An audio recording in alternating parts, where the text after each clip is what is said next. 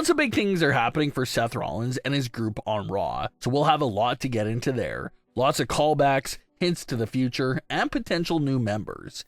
Starting things off with everything new for Seth Rollins and his group. There's still no official name to the trio of Paul Heyman, Seth Rollins, and Bron Breakker, but fans are expecting a name to be revealed any week now. But on this edition of Raw, Paul Heyman came out to confront Jey Uso, and we saw Paul Heyman give a very passionate speech about CM Punk and Roman Reigns. Heyman explained how, for being his alleged best friend, CM Punk put him in a horrible situation with Roman by holding this favor over his head. Heyman also went in on Roman Reigns as well.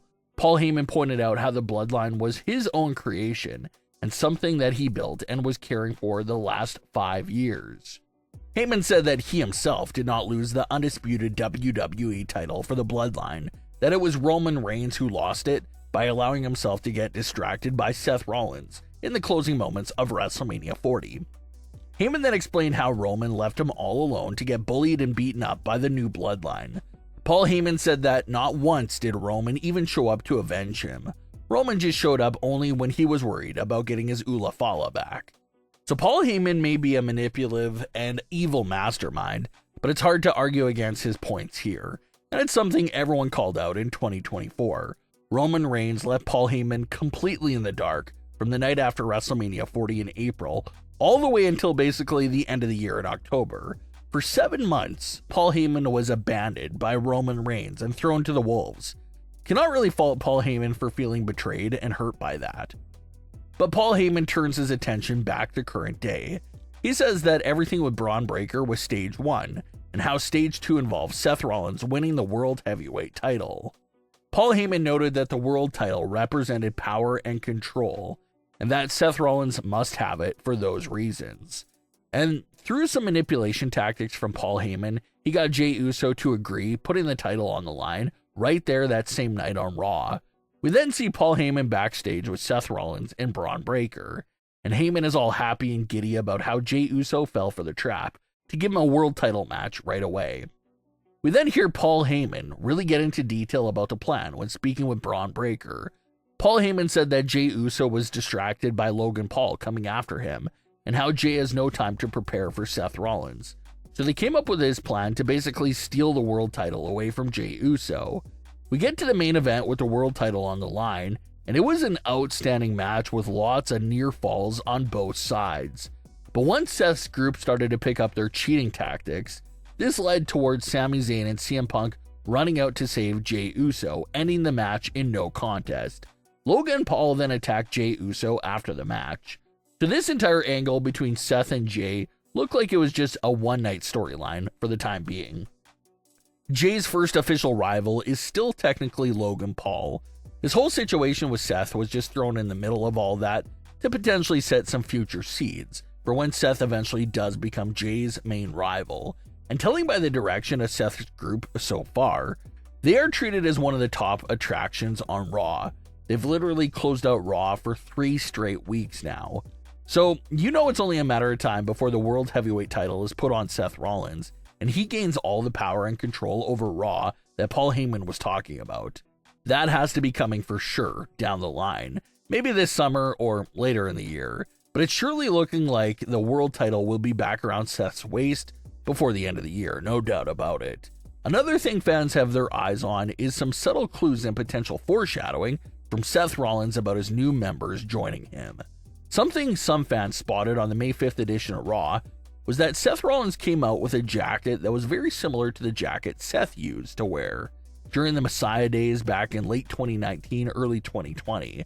That black jacket that Seth used to wear became known as the Messiah jacket, and during that period, Seth had other superstars and even individuals like referees all joining his cause and following him. So the fact that Seth brought out a very similar jacket now in current day, fans are wondering if that's a subtle clue about Seth bringing back some of those Messiah tendencies that he had back during that era. Is he on a similar mission again to corrupt people and get them to fall in line behind him? Is it a sign that a new potential member has already been found, and Heyman and Rollins are just saving that person and that big reveal for a crucial moment? Something else that fans have pointed out is that the Backlash event has featured a trend in recent years about factions adding big new members during the Backlash show itself. In 2022, Backlash featured the moment of Rhea Ripley joining the Judgment Day for the first time. In 2024, Backlash featured Solo Sikoa extending his new bloodline with the addition of Tonga Loa. So Backlash has been the event in recent years for big arrivals and new additions to factions. So that theory and observation has fans wondering if Backlash 2025 could feature another big historical faction moment, with Seth's group making a big statement and new addition. Who could that new member be? Well, there are a good few fan theories going around for Night 2 of WrestleMania 41 that did not come true, but you can plug it into Backlash as well.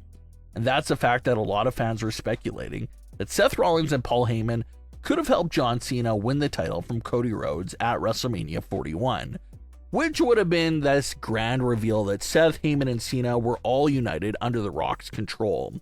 That did not happen at WrestleMania 41, but what if Seth Rollins, Bron Breakker, and Paul Heyman came out to save John Cena and help him retain his title against Randy Orton, which would make John Cena pretty much an affiliate of Seth's group?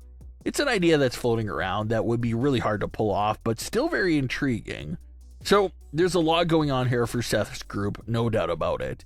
Seth and Heyman have now shown their hand for stage 2 of their plan. They want the World Heavyweight title, and it's safe to assume that at one point in the upcoming timeline, they will be successful with that plan. Then you have all these little hints like the Messiah jacket making its return for Seth Rollins. And if you were watching Raw back then, you know that the Messiah version of Seth Rollins was very manipulative, very evil.